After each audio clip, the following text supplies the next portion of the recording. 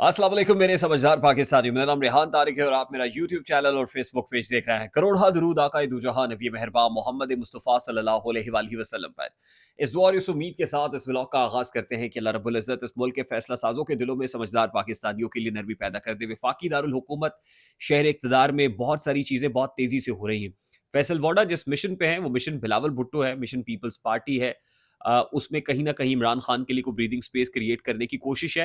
मौलाना फजल रहमान से मुलाकात के बाद उन्होंने एमक्यूएम को भी एतमाद में लिया है। ज़रा ये बता रहे हैं कि मौलाना फजल रहमान से मुलाकात के बाद एमक्यूएम को एतमाद में लिया गया है। एस्टैब्लिशमेंट की जो हुकूमत को यानी शहबाज लेड कोलिशन है, उसको जो वार्निंग है, उसके बाद शहबाज शरीफ की परेशानी भी बढ़ती हुई नज़र आ रही है। और अभी इत्तलात ये हैं कि शहबाज शरीफ की जाती उम्रा में नवाज शरीफ से, अपने बड़े भाई से, साबिक वज़ीर आज़म से हंगामी मुलाकात हुई है और इस तमाम तर सियासी सिचुएशन के ऊपर यानी मुल्क की मजमूई सियासी सूरत हाल पर नवाज शरीफ से मशवरा लिया जा रहा है।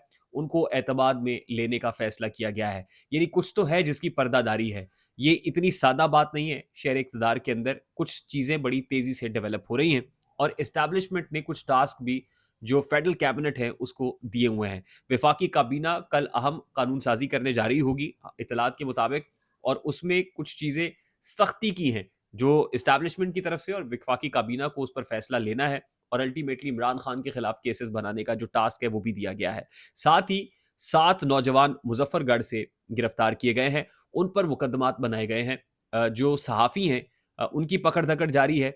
प्रोपेगेंडा, झूठ, ये चार्जेस हैं और कभी इम्कानात ये हैं कि साबिक गवर्नर पंजाब लतीफ़ खोसा को भी जल्द ही गिरफ्तार कर लिया जाए। यानी पकड़ धकड़ और गिरफ्तारियों का सिलसिला कल से मज़ीद तेज़ होने जा रहा है और उसमें कैटलिस्ट का रोल प्ले करवाने की कोशिश हुकूमत से की जाएगी, एस्टैब्लिशमेंट की जानिब से। तभी कुछ चीज़ें बड़ी तेज़ी से तब्दील होती हुई नज़र आ रही हैं। एक तरफ पाकिस्तान तहरीक-ए-इंसाफ अपनी स्ट्रैटेजी पर अमल पैरा है और गाड़ी चौथे गियर में डाल के anti establishment, anti military narrative को इंटरनेशनलाइज़ करने की कोशिश की जा रही है और एस्टैब्लिशमेंट जो है वो अब समझती है कि इस मामले को इस फौरी तौर पर रोकना पड़ेगा, और रोकना किसने है वो ज़ाहिर है इमरान खान साहब के अगेंस्ट हुकूमत को काम करना ये एस्टैब्लिशमेंट समझती है। साथ ही जो हफ्ता शुरू होने जा रहा है पीर के रोज़ से, वो हफ्ता बहुत क्रूशल है।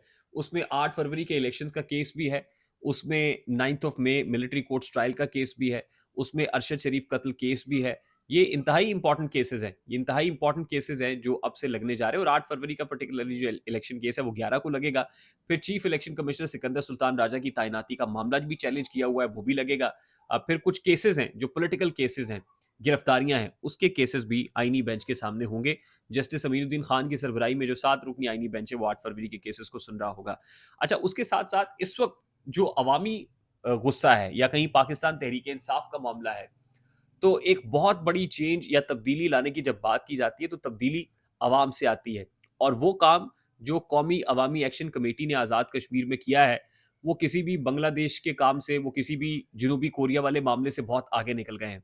अवामी एक्शन कमेटी जिसने बड़े ही यूनिटी के साथ सड़कों पे निकल के साबित कर दिया कि हुजूम फैसले नहीं लिया करते और हुजूम से कोई तब्दीली नहीं आती, बल्कि जब अवाम इकट्ठे हो जाते हैं और वो कौम बन जाते हैं, जब वो कौम के तौर पर बिहेव करते हैं, तो वो घुटने टेकने पर मजबूर कर देते हैं। वो किसी भी किस्म की जाबिर और आमिराना किस्म की कानून साजी या फैसलों को पर हुकूमत को घुटने टेकने पर मजबूर करते हैं। और यही हुआ कि जो कौमी अवामी एक्शन कमेटी है, उसने जब 3 रास्तों से निकल के 3 एंट्री पॉइंट्स को, आज़ाद कश्मीर और पाकिस्तान को मिलाने वाले 3 एंट्री पॉइंट्स पे आके धरना दिया, उनको बंद किया, तो हुकूमत घुटने टेकने पर मजबूर हो गई और अल्टीमेटली वो सदारती ऑर्डिनेंस जो जारी किया गया था, जाबिराना ऑर्डिनेंस, उसको वापस लेने का फैसला कर लिया गया है। वो इतना जाबिराना ऑर्डिनेंस था कि उसमें ये कहा गया कि आज़ाद कश्मीर के अंदर एहतजाज करने से पहले आपको एक जमात बनानी पड़ेगी, उस जमात को रजिस्टर कराना पड़ेगा और उस रजिस्टर्ड जमात के लोग आके एहतजाज कर सकेंगे। अब किसी ने एहतजाज करना है तो सबसे पहले वो एक नया काम करे, यानी वो एक जमात बनाए, जमात को रजिस्टर कराए। जमात बनाएगा कहाँ? वहाँ पे, और रजिस्टर कौन करेगा? ज़ाहिर है वो फिर सरकार ने करना, और फिर इजाज़त ली जाए सरकार से कि हम एहतजाज कर सकते हैं, और सरकार तो जैसे प्लेट पे रख के आपको दे देगी ना इजाज़त, और फिर जो नहीं करेगा ऐसा, उसकी पकड़-धकड़, उसकी गिरफ्तारियाँ। इसी आड़ में बहुत सारे लोगों को गिरफ्तार किया गया, पकड़-धकड़ हुई और अल्टीमेटली यहाँ पे इत्तलात ऐसी आ रही हैं कि जिस ज़ोरदार अंदाज़ में नारेबाज़ी की गई, जिस गरजदार आवाज़ के अंदर ललकारा गया और जिस तरह ख़वातीन, यानी इतना जज़्बा कि घर की जो ख़वातीन हैं वो खाने बना बना के भेजती रही, सोशल मीडिया के ऊपर कैंपेनें करती रही, सपोर्ट करती रही, यानी ऑन ग्राउंड भी और सोशल मीडिया के ऊपर भी। और लोगों ने एज अ वन यूनिट ऐसा काम किया कि जल्द ही जो सरकार है वो ऑन नीज आ गई, घुटनों पे आ गई। अच्छा, अब हमारी मालूमात और इत्तलात ये हैं कि जो मुतालबात हैं ज्वाइंट अवामी एक्शन कमेटी के, वो ज्वाइंट अवामी एक्शन और कमेटी और हुकूमत आज़ाद कश्मीर के दरमियान जो मुआहिदा हुआ है जिसमें इनके मुतालबात को मंजूर किया गया है, वो मैं आपको बता दूं कि सबसे पहले तो 56 FIRs के अलावा बाकी FIRs के तहत ज़ाब्ता 90 दिन के अंदर उनको डिस्पोज किया जाएगा। इसके अलावा कहा गया कि बरतरफ मुलाजिम हबीब आरिफ की बहाली अंदर 7 यौम होगी, यानी 7 रोज के अंदर बरतरफ मुलाजिम को बहाल कर दिया जाएगा। फिर अजहर शहीद के भाई की मुस्तकिल सरकारी मुलाजमत 7 दिन के अंदर अंदर की जाएगी। 4 जख्मियों को फीकस 10 लाख रुपए मुआवजे की अदायगी 7 यौम में की जाएगी। फिर यह कहा गया है कि मंगला डैम अपरेजिंग के दौरान जो मकानात डैम की हदूद के अंदर आ गए हैं उनके मीटर कनेक्शन खत्म करके 1 माह के अंदर अंदर जो है वो जितने बिल आए हैं उनको खत्म किया जाएगा। फिर कहा गया है कि आज़ाद पतन डैम की वजह से मुतासरा आज़ाद पतन तस्वान सड़क की बजरिया पंजाब हुकूमत बहाली और आज़ाद पतन तस्वान हदूद जिला सिधनोती सड़क की फिजिबिलिटी आइंदा माली साल के बजट में शामिल की जाएगी। फिर यह कहा गया है कि बिजली मीटर्स की आइंदा माली साल में बजरिया ई टेंडरिंग खरीदारी की जाएगी। 8वां पॉइंट यह है कि आटे की क्वालिटी को बेहतर किया जाएगा और आबादी के तनासुब से एलोकेशन पूरी की जाएगी। 9वां पॉइंट यह है कि बल्दियाती नुमाइंदगान को इख्तियारात और फंड्स जारी किए जाएंगे। 10वां यह कि तलबा यूनियन के इंतखाबात के हवाले से ज़ाब्ता अखलाक तय करने के लिए कमेटी बनाई जाएगी। 11वां यह कि ज्वाइंट अवामी एक्शन कमेटी की तरफ से जो चार्टर ऑफ डिमांड आज दिया गया है जिसकी मैं बात कर रहा हूं, इस पर 6 माह में बजरिया गुफ्तो शनीद अमल दरामद होगा और इस चार्टर ऑफ डिमांड में मजीद कोई रद्दोबदल नहीं होगा। फिर यह कहा गया है कि ज्वाइंट अवामी एक्शन कमेटी 23 जनवरी 2025 की लॉन्ग मार्च कॉल वापस लेने का ऐलान करती है।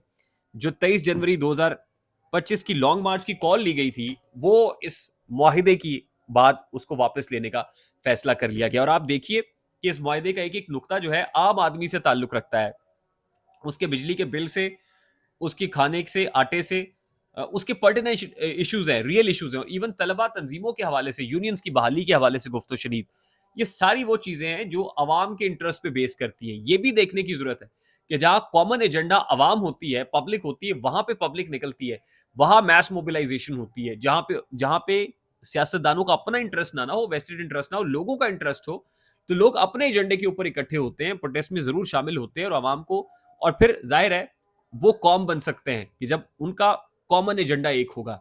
अगर आपका एजेंडा होगा वेस्टेड इंटरेस्ट का तो लोग बिल्कुल बिखरे बिखरे से होंगे और जो हुजूम होता है वो बिखर जाता है। बिल्कुल उसी तरह जैसे आजकल हमारे यहाँ प्रोटेस्ट के अंदर बिखर जाते हैं लोग, डिस्पर्स हो जाते हैं, वापस नहीं आते। इसके लिए आपको कौम बनना पड़ेगा और अगर आप कौम बन जाएंगे तो आज़ाद कश्मीर ने यह साबित कर दिया है कि आप किसी भी साउथ कोरिया से बेहतर हैं, किसी बांग्लादेश से बेहतर हैं, आप इनकलाब ला सकते हैं। इसमें मैसेज है बहुत सारे लोगों के लिए। आई होप मेरी बात आप तक पहुंची होगी। अगर पहुंच जाए तो वीडियो को लाइक और शेयर करना मत भूलिएगा। चैनल पे नए तो चैनल को सब्सक्राइब कर लीजिएगा, बेल आइकन जरूर दबाइएगा। मुझे रेहान तारिक को इजाजत दीजिए, अपना बहुत सारा ख्याल रखिएगा। अस्सलाम वालेकुम।